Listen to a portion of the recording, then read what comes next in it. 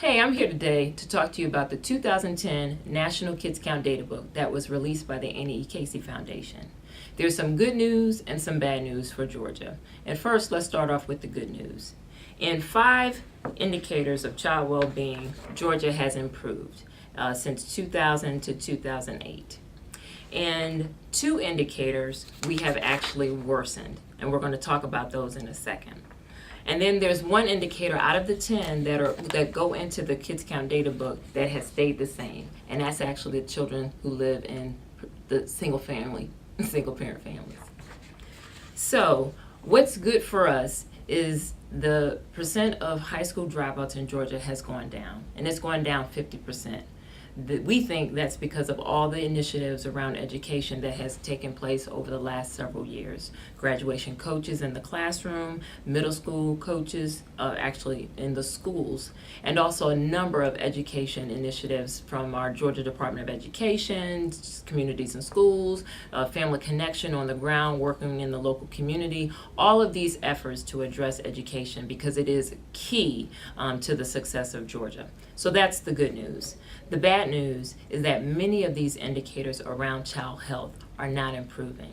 Many of them are declining or actually lagging, and that concerns us. It concerns Georgia Family Connection Partnership, and it should concern you. Over the last several years, our low birth weight rate has been steadily increasing. It has improved 1 year from 2006 to 2007, but honestly, there's no change. And we know that we have got to continue to work because every day in Georgia, there's about 38 babies born low birth weight in this state. And so what do we do at the state level and at the community level to address this? We're excited because the Department of Community Health has taken this head on and is working with a number of state agencies, including Georgia Family Connection Partnership, the University of Georgia and some of Georgia State, just a number of different partners at the table who are saying we've got to address this low birth weight issue in our state because too many babies are being born at low birth weight, which is 5.5 pounds or less. Our teen birth rate is also not improving as we'd like to see. Over the last 10 years, our teen birth rate has gone down, but in the last several years, it's starting to tick upward. And there's a lot of reasons that people speculate why that's happening. Lower accessibility to public health services for teens, but needless to say, the teen birth rate is a tremendous risk factor when we talk about poverty for our children being born into homes where their mother is a teen. The number of teen moms who don't complete high school, that impacts our education outcomes. So there's a number of reasons why we need to be concerned about the teen birth rate in Georgia. And that's been traditionally why Georgia has ranked in the bottom 10 states. So what does all of this mean for us?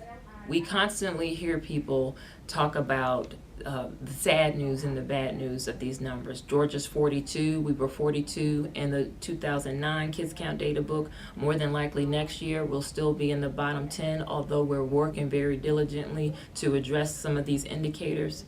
But we must continue to work on the ground and implement the best practices that are necessary. And in the declining resources with the fiscal crisis in our state, where more and more programs and services are not being offered at the local level, we've got to work smarter. We've got to take what we have and implement what we know works to make the best difference for Georgia. So we hope that even though these numbers may look depressing still, or these numbers may still indicate that there's a lot of work to do, we've got to work smarter in Georgia, and we hope that you will continue to work with us at Georgia Family Connection Partnership to make a difference.